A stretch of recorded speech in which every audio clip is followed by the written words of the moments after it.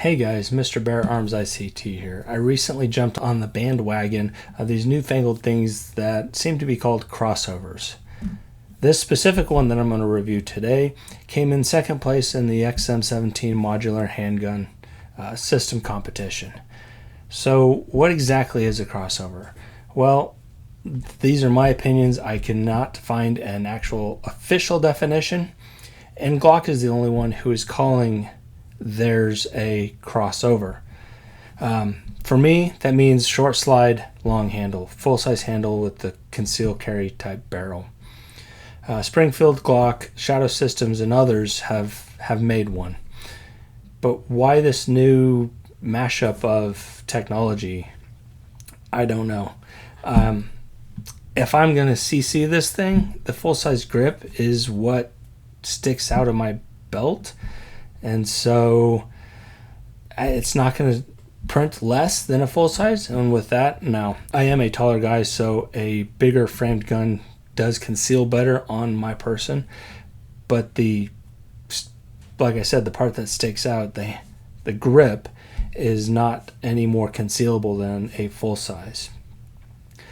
If I want to conceal a compact, then the grip needs to be smaller. If I'm going, deep conceal, then I want a smaller all-around type gun.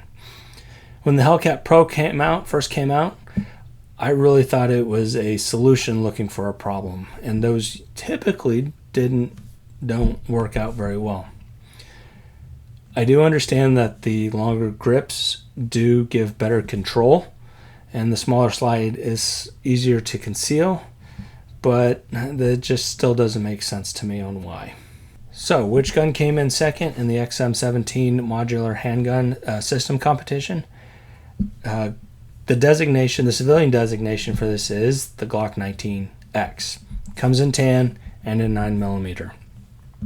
At the slide, it is 1 inch thick, and overall the slide is just under 7 inches, with the overall length of about 7.5 inches.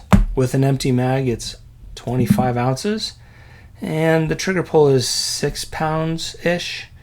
It does take Glock 17 mags, so the Glock 17, the 17-round mags would give it a flush fit. And so far, I've kept this one stock. The grip on this gun feels great. It's got plenty of grip texture, and it's a good size for my hand. Like I said, I'm a little bit taller, a little bit bigger hands than some people, and the full-size frame, the full-size grip, really fits my hand much better than a compact or even a subcompact. And that grip helps with recoil. The recoil is less than a 19 or other compact type gun. The magazine release is exactly where you expect it on a Glock, as is the slide release and the slide takedown. Everything is there, just like every other Glock. For this test, I used Winchester White Box 115 grain, SMB 124s, and some Freedom Munitions, I believe they're 115 remans.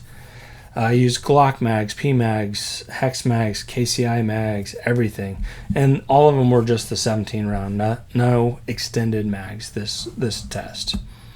I did have one failure to eject on the first mag with the first shots with the KCI mag, but nothing after that, even with the same magazine. And it was pleasant to shoot. There's really no hiccups. It went bang every time I pulled the trigger. And like I said earlier, the larger grip made it easier to control the recoil, so that my follow-up shots could be faster. So I do have a Glock 17, and I was able to test all of its accessories, mainly holsters, on the Glock 19. As far as I can tell, they all fit. They will all work for the Glock 19X. The Safariland works. I believe it's a Dara holster, a Alien Gear, and several others all worked for this particular gun.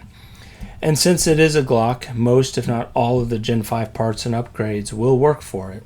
You do have to remember that it's basically a Glock 19 upper, so the slide length would be the Glock 19 slide, whereas the frame itself is the Glock 17, so it would take the Glock 17 parts. It does have an accessory rail underneath, so you will be able to put on anything you want under there, like a light. I have not done that yet. I'm still trying to figure out where this specific gun fits in my collection. This review is going to be short and sweet. Like I said, it's a Glock. It works. It goes bang every time I shot it, except for that one failure to eject. But other than that, it ate all the ammo that I threw at it. It had no problems with any of the magazine manufacturers that I had. It feels good in the hands, and overall it's definitely would fit the bill for what I would consider a full-size handgun. I don't quite know if I would carry it, conceal carry it, just because of the reasons, like I said, just the full-size grip. I'd rather have the full-size barrel to go with the full-size grip. But anyway, have you had any experience with crossovers? What are your opinion on these larger grips, smaller frame, or smaller barreled guns like the Hellcat Pro or the Glock 19X?